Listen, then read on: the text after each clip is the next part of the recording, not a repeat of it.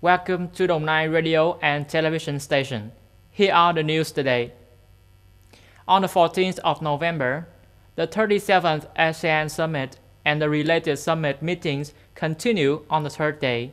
The list includes the 8th ASEAN-US Summit, the 45th ASEAN-New Zealand Summit, the 2nd ASEAN-Australia Summit, and the 23rd ASEAN Plus 3 Summit, and lastly, the 15th East Asia Summit.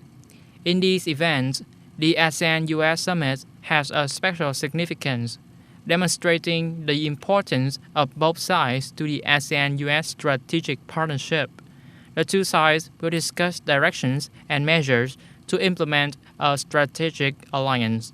This is hoped to bring cooperation into a more practical and effective manner and discuss international and regional issues of mutual interest. After more than 10 years of implementing the project on vocational training for rural laborers 1956, an average of over 1 million rural workers is trained each year. This is the information given at the seminar Where are Rural Human Resources in the 4.0 era? According to 2019 statistics, rural workers account for 66.6% of the national workforce. Today's rural youth tend to go to urban areas to find risky basic jobs that offer no long-term opportunity. Currently, 67% of the unemployed are unskilled workers. It is a massive waste of social resources. According to the seminar data, after 10 years, vocational training for rural workers contributed to the increase in trained labor rate from 40% in 2010 to 64.5% in 2020. As a result, the social labor structure has been changed from 48.6% working in agriculture, forestry and fisheries in 2010 to about 34% in 2020. In the context of Industry 4.0, the project on vocational training for rural workers also need to change, in which focusing on the training of skills, improving the value of workers in three directions: labor from rural to city, labor contributes right in the home area, and workers go abroad to work. After the American media announced that Biden had won the White House race, President Donald Trump tacitly admitted the possibility of defeat to Joe Biden in his first public address.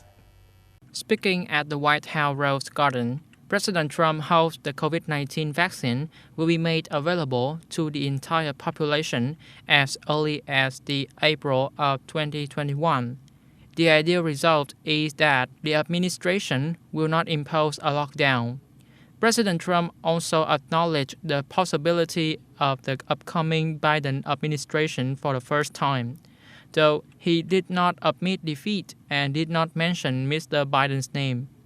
After Election Day, President Trump repeatedly accused voting fraud, but he did not mention this in the above speech. In his last speech at the White House on the 5th of November, President Trump said, "If you count the legal votes, I easily win."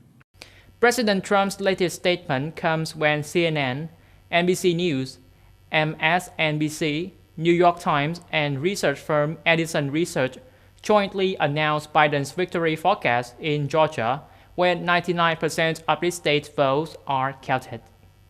However, some news agencies like Fox News have not named the winner in Georgia.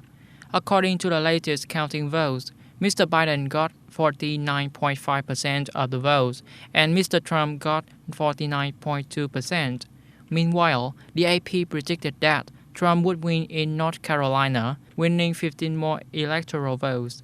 With these forecast results, the presidential race is almost over, with 306 electoral votes belonging to Biden, while Trump had 232 votes. That is the end of the news today. Thank you for tuning in.